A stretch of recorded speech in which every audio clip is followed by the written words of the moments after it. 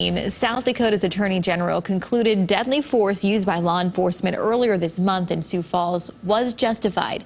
On the Night Beat, KELOLAND's Dan Centella takes a closer look at the summary released today. Good evening, Dan.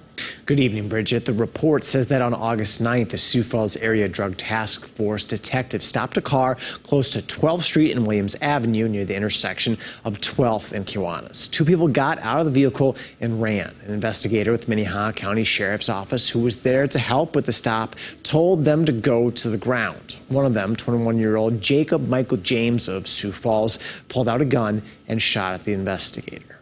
To be honest, yesterday we're extremely fortunate no officers were injured in this exchange. And again, the willingness of people to use firearms against law enforcement we've talked about. It's alarming, but let's also not just mince words with it. These people are trying to kill our officers. That was Sioux Falls Police Chief John Toom on August 10th. Today, the Attorney General's office released these photographs, saying Jacob Michael James is pictured on the left in this photo, and then again in this photo, lifting his arm to fire toward the investigator with the sheriff's office. Minnehaha County Sheriff Mike Milstead also shared his thoughts on August 10th. I will say that we came very close to losing an officer yesterday, possibly more than one.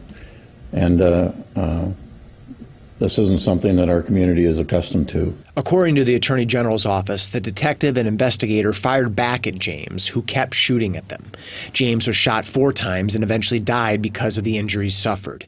The AG's office also released these 2 photos today, one displaying gunfire damage and another capturing the gun James shot at officers. Our officers responded to the threat that was presented in front of them and did as they were trained to do. The summary from the Attorney General and the Division of Criminal Investigation also states that James tested positive for alcohol, fentanyl, and meth.